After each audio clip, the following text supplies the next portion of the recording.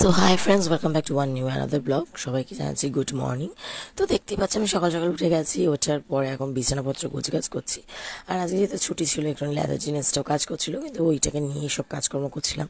তা না হলে আজকে আর নড়াচড়া করতেও ইচ্ছে করে না আমার ছুটির দিনগুলো। তো যাই হোক, বিছানাপত্র গোছগাছ করে নিচ্ছি, কারণ বিছানা যদি গোছগাছ না হয় সকালবেলাটা একেবারেই ভালো লাগে না বিছানাপত্র দেখতে। তো বিছানাপত্র তাড়াতাড়ি করে গোছগাছ করে নিচ্ছি। বসে বসেই চাদরগুলোকে ভাঁজ করে নিয়েছি শর্টকাটে।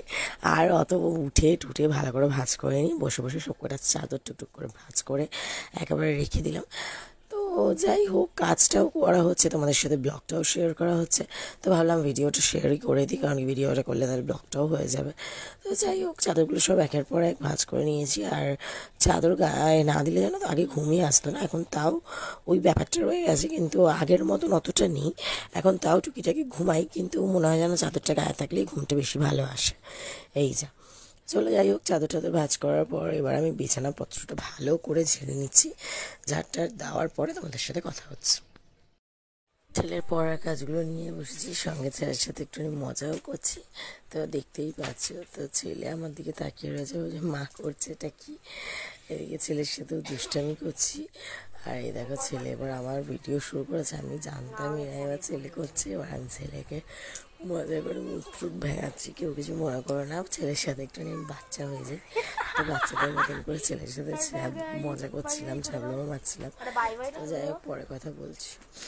দেখো, আচমকা এত ঠান্ডা লেগে গেছে না, একদম ভাল লাগছে না। এদিকে মা আনাজপত্র কাটছে, আমি ওষুধ খেলাম। এবার মন ভালো করবার জন্য সাজুগুজু করেছি, কিন্তু ভেতর থেকে খুব টান ধরছিল। তো দেখতেই পাচ্ছ আমার অবস্থা, শুয়ে টুয়ে রয়েছি, খুবই কষ্ট হচ্ছে। হাজব্যান্ড এসেছে, হাজব্যান্ড আমাকে আজকে অনেকক্ষণ ধরে সেবা করেছে বলা চলে। মাথা টিপে দিয়েছে অনেকক্ষণ ধরে, কারণ কি এত কষ্ট পাচ্ছিলাম। তো এবার হাজব্যান্ড বাড়ি চলে গেছে, আজকে আর গেলাম না, কারণ এত কষ্ট হচ্ছে। আর এই দেখো, এখন আদা দিয়ে চা করবো, কারণ মাথাটা না আর মাথাতে নেই। তো ওই জন্য টুক করে চাটাকে বসিয়ে দিলাম। বাইরে হাওয়া টাওয়া ছেড়েছে, কিন্তু শরীর ভালো নেই বলে আর বেরাইনি। তো যাই হোক, চাটা বসিয়ে দিয়েছি। চা না বসলে আজকে আর মাথাটা ছিঁড়ে বোধহয় পড়েই যাবে। এত শরীর খারাপ ফিল করছি, মানে মাথাটাতে এতটাই ধরেছে। তো আদাটাকে ভালো করে ফুটিয়ে নিয়ে এবার চাটাকে খেয়ে নিতে হবে, ভালো লাগবে। তো দেখো, আমি পাগলেদের মতন চুল টুল করে রেখেছি। তো চা অলরেডি নিয়ে চলে এসেছি।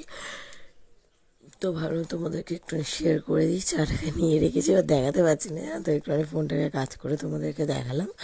আর এদিকে আমি বসে রয়েছি, এবার চুলটাকে একটুখানি ভালোভাবে করে নিই। এমনিতেই শরীরে দিচ্ছি না, ওরকম করে চুল এলোমেলো আরও পাগলিদের মতো লাগছে। তো চুল টুল একটুখানি ভালো করে বেঁধে নিই।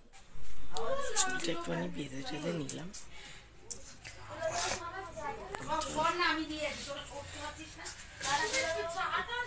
বাবা, মাথাটা ঠান্ডা হবে, ভালো লাগছে না, কষ্ট হচ্ছে। So bye bye, take care, love you all. দেখা হচ্ছে নেক্সট ব্লগের সাথে। সবাই ভালো থেকো, সুস্থ থেকো, সাবধানে থেকো। আর আজকেও আমি এখানেই রয়েছি, আজকে থার্ড ডে। ছেলের শরীরটা ভালো নেই, তো তাই এখানে থেকে যাচ্ছি 2-3 দিন ধরে, মনটা মানছে না।